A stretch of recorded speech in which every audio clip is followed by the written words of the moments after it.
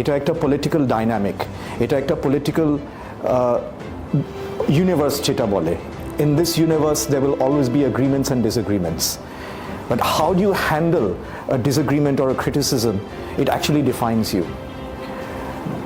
আমাদের government, unfortunately the former ruling party that was, they handled it in absolutely the worst way possible, and at least for that instance people were being oppressed, people were being suppressed with their opinions, and that was the first and most terrible thing to happen, but it happened nonetheless. So basically, how much more and how longer would the Bangladeshi public, would the nation, the population, majority of whom were in disagreement with a particular scenario, with a particular issue, and in several issues with regards to the government stance and the government's direction, how would this population actually overcome it? Would it be sustainable? Would they sustain with it? Would they endure it? Or would they just actually find ways in which to voice their concerns and raise their concerns, which they have a right to? In the midst of this darkness that happened over July and August, এখানে আমরা একটা ray of light দেখতে পেরেছি, একটা hope দেখতে পেরেছি. The hope and the ray of light was in the students, their bravery, their strength, their boldness, their daringness. This was very, very, very good to see. This was an inspiration to all, including someone like me. I'm not even Gen Z. I don't want to declare my age, but I'm not Gen Z. These guys are Gen Z. They spoke out. ওরা বলেছে, ওরা অনেক করেছে। In fact প্রথমে কিন্তু জিনিসটা অনেক peaceful ছিল, ওরা কোনো ভায়োলেন্স কোনো কিছুই ছিল না। যখন পুলিশিং পলিসিটা খুবই বেশি স্ট্রিক্ট হয়েছে, যখন পুলিশিংটা খুব অতিরিক্ত হয়েছিল, মানে it was an oppression literally to suppress opinions, ওই তখনও they found ways to stand up and still voice their opinions. They found ways to fight back obviously in the right way. You cannot, এখানে একটা জিনিস বিষয় নিয়ে বলা উচিত is that you cannot at all take violence as a means of getting your point across, at least not as the aggressor. And even in this case, when you're fighting against a government body or a representative, which is the police, a police is a representation of the government, but by and large the population of the country, you have to show your respect to them. You have to somehow find a way to tell them that nah, still we are still here. And that's exactly what these guys did. And it's remarkable, it's outstanding that they did it. জিনিসটা অনেক ভালোই ছিল, তাও they fought back as a means of retaliation, but they fought back by and large through words, through their demonstrations. আর কিছু না। Having stayed here for the time that I've stayed here and being a Bangladeshi, I take immense pride in the history of Bangladesh. Bangladesh's historyটা is খুবই unique একটা history, এটা আর কোনো দেশে দেখা যায় না। Fighting for your language, fighting for your independence, given that you had a governance and it was a two-nation theory at that time. It's a very unique story, a story in which Bangladesh had many popular figures and many father figure type people come in and take the lead and lead it towards a freer, a more democratic, at least per se, Bangladesh. One of those figures was Sheikh Mujibur Rahman, someone who we have in recent years referred to as Bangabandhu, father of the nation. Many people have different ideas, many people have different ideologies, many people have different opinions on it. এটা থাকতে পারে বাংলাদেশ মানুষের মধ্যে, এটা কিন্তু হবে that there should be equal recognition of General Ziaur Rahman, there should be equal recognition of so many other people that took part in the war, the Mukti Jodhas. Aside from them, there are a lot of other people that were there, that were present, that were in fighting that battle against or for the independence of a independent or a Bangladesh state per se. Many people argue that all those people should be recognized equally. Having said that, I take exception very strongly to all the mishaps and the disrespect that was shown towards Sheikh Mujibur Rahman. He is a figure who was there. He was there. He spoke. He was physically present. He was shot dead, which was unfortunate, but he was there. He was the voice that we needed at that time. Could it have been any better? Could it have been any different? God knows, but he was there. Should we disrespect him? Absolutely not. I disagree. Strongly disagree to it. কেন আমরা ওকে স্ট্যাচুজ থাকুক বা না থাকুক, আমি এত বিশ্বাস করি না যে স্ট্যাচুজ থাকতে হবে, but I believe that even if it's there, okay, take it down in a respectful manner. I don't want to say, আমি এত ডিটেলসে বলতে চাচ্ছি না যে মানুষরা কি করছে স্ট্যাচুর উপরে, কিভাবে ডিসরেসপেক্ট করছে, এটা আমি মানি না।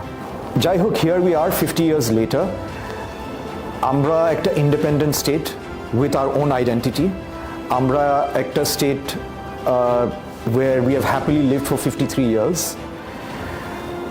but আমরা এমন একটা স্টেট ছিলাম over the last 10-15 years where it felt like we were being predominantly run or influenced strongly by a second state or a second nation.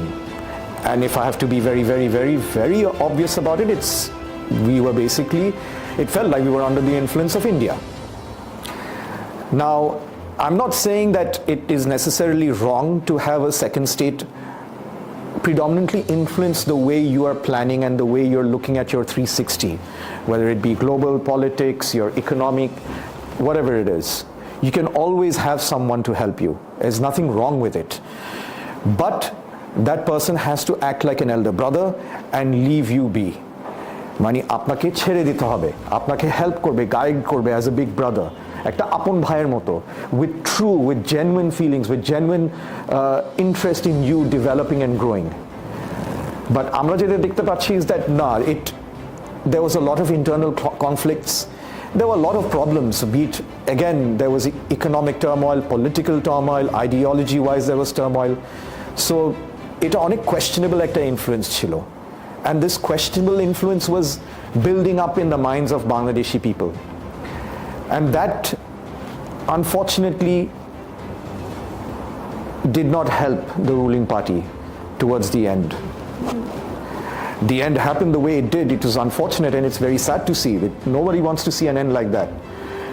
But it happened, and that's strongly simply because of the negative influence of India in the various directions and the various strategic decisions that were taken, even in terms of security and national policing and so on and so forth. There were so many things that were questionable. There were so many things that just it wasn't looking right. দেখতে ভালো লাগতেছিল না, শুনতেও ভালো লাগতেছিল না। একটা feeling থাকে মানুষের মধ্যে, একটা ফিলিং থাকে, হ্যাঁ না, দেশটা ভালো দিকে যাচ্ছে, সেটা আমরা পাচ্ছিলাম না, যাচ্ছিল। I have to give credit where it's due. Yes, অনেক কিছু হয়েছে, but still নেগেটিভিটিটা বেশি ছিল, and that was very unfortunate. আমরা যদি এখন দেখি, maybe we can take predominantly দুইটা এক্সাম্পল আমরা নিতে পারি। একটা হচ্ছে ক্রস বর্ডার কনফ্লিক্ট যেটা হচ্ছে, আর আরেকটা হচ্ছে রিসেন্ট যে ফ্লাডিং যেটা হয়েছে। both were very, very unfortunate.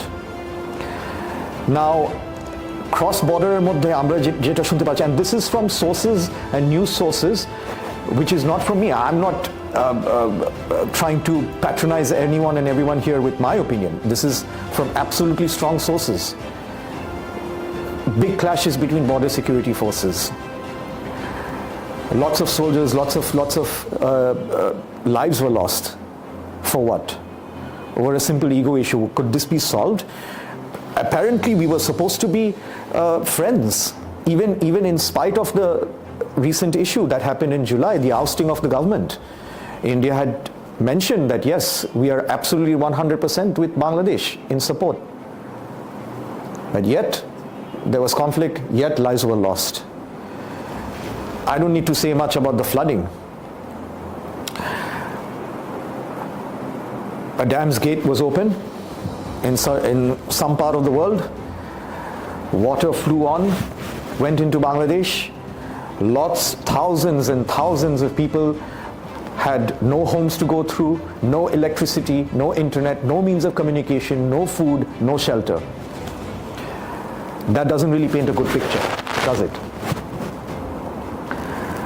Needless to say, these issues can happen, will tend to happen, but these are very, very sad to see. The truth is that actually part of this is also because of a portrayal of Bangladesh being kind of a negative, having a negative notion or being a negative influence within the subcontinent patronage, if you can call it that. The Indian media had a big influence in it. Negative stories kept floating ever since the ousting of Sheikh Hasina and the Awami League government. Now, again, at the time of conflict, at a time of an emergency of your neighboring country, the best thing one can do is to remain humble, is to remain quiet, is to actually just give assistance and bring it and normalize situations as much as you can. But that didn't really happen. The truth is actually আমরা যে two nation theory যেটা অনেকটা বলা হয়েছিল এবং বলা হয়, আমরা মনে করছি যে এটা 71 সালের যে যুদ্ধতে এটা ডিসঅ্যাপিয়ার হয়েছে, এটা চলে গিয়েছে, but actually it was alive and India's recent involvement or integration of their ideologies within the Bangladeshi way of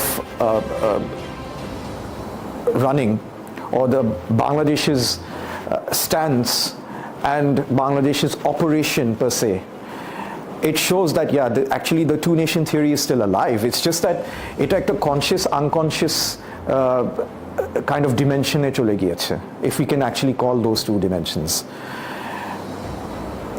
We all know that এটাকে conscious unconscious কেন বলছি is because technically and officially we're still Bangladesh, but consciously we all know and we all knew that Bangladesh was pretty much on the tail of India, and we were following predominantly what India was telling us to do. India probably had their own agenda globally, but Bangladesh following them, I guess the ruling party at that time decided that yes, that is maybe the way to go, and that is maybe the way in which Bangladesh would thrive. Maybe it was that. But then that just shows that the two nation theory was alive and it was well. Actually, India একটা fear ছিল that Bangladesh খুব strong একটা state হয়ে যেত. This was pretty much evident in the way they were treating us, they were handling us. There were various incidents and issues that happened. They were actually even seeing it in the mass population as well. I mean, it's very obvious that now where we are sitting today, আমরা যেখানে আছি আর যেভাবে আন্দোলন সবকিছু হয়েছিল, সেখানে কিন্তু India অনেকটা দেখতে পাচ্ছে যে বাংলাদেশিরা আসলে where they were tilted in terms of their support, in terms of their opinions, where they were tilted and towards whom they were tilted. In spite of everything, Bangladesh and Pakistan এর যে cooperation, এটা এখন খুব important হয়ে যাচ্ছে. Indiaর influence Bangladesh was becoming a tyrant state. এটা বলা যায়. India actually খুব controlling একটা nature এনেছিলেন. India অনেক কিছু control করতে চাচ্ছে. It was kind of an oppression of opinions. Many different people were being held and kept back, and again in different ways, and suppressed in different ways. But now that we're kind of free from that, now we have to look at the cooperation between Bangladesh and Pakistan and the feasibility of it and the possibilities that it can bring for the future. Yes, both nations are Muslim. Yes, there's a history of 1971, but back in 1971, back then and even now, Bangladesh has always been clear that it wants to be a single independent state. We are happy to take help, and we would be happy to take help from whoever wants to help us, but The point here being that you have to help us genuinely. Do we see that Pakistan being one of those countries that can actually help guide us now in the future? Yes, but in the right way. And I stress on that point, in the right way.